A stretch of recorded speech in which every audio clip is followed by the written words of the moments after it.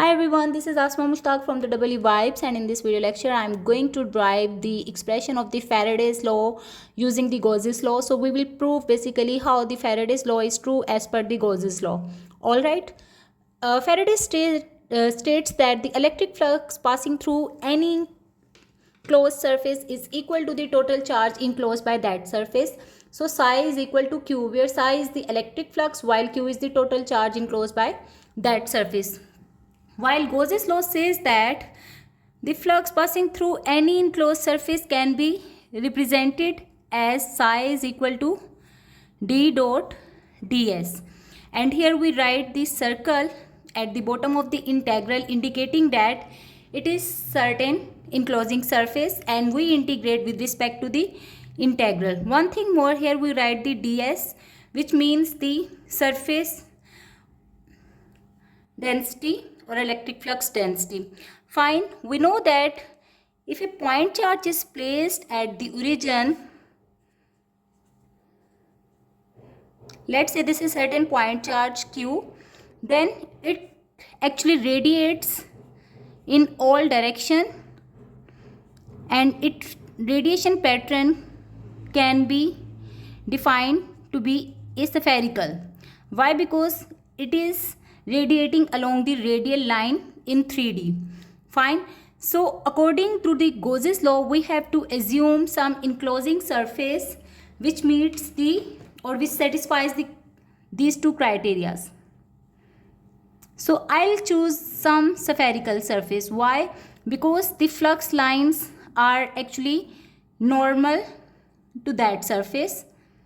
This is the first property, and the flux density should be constant on that particular surface, which is also true in this case, because if you choose some spherical surface and you come from any point on that particular spherical surface, you will see that the flux remains same. So these two properties are satisfied. That's why I'll choose some spherical surface. All right. Now we know that the electric flux for a point charge of the radius r can be written as q over 4 pi and then r square in the direction of ar hat, which means the electric flux actually is radiating along the radius line. Fine. While if you talk about the surface area, we can say that this is the smaller patch of the spherical surface,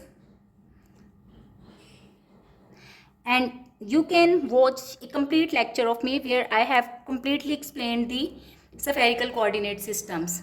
So this side is usually equal to of the radius r, it's equal to r d theta, while this side is equal to r sine theta d phi. For the complete explanation, you can watch my lecture of the spherical coordinate systems that is actually present in the playlist.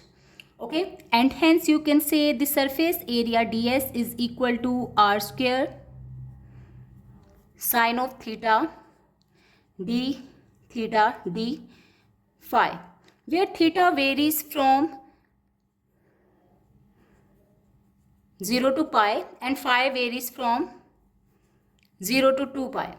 All right. So in order to determine the value of this surface area, we will integrate it, and hence ds is equal to the double integral of r square sine theta d theta d phi, where the limit of the theta is from 0 to pi and the limit for the phi is from 0 to 2 pi.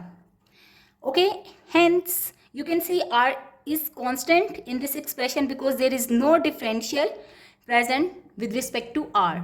So I will take it out from the integration sign, and you will have r square integration of 0 to 2 pi for the d phi, and then 0 to pi for the integration of sine theta d theta.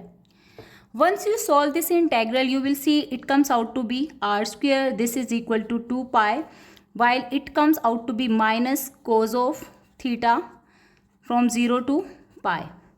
If you will apply the limits, you can see it's 0 to 2 pi, and then cos of cos of pi, which is equal to -1, and then here the minus comes again, and cos of 0 is also equal to 1, and the minus of the integration comes out from this expression.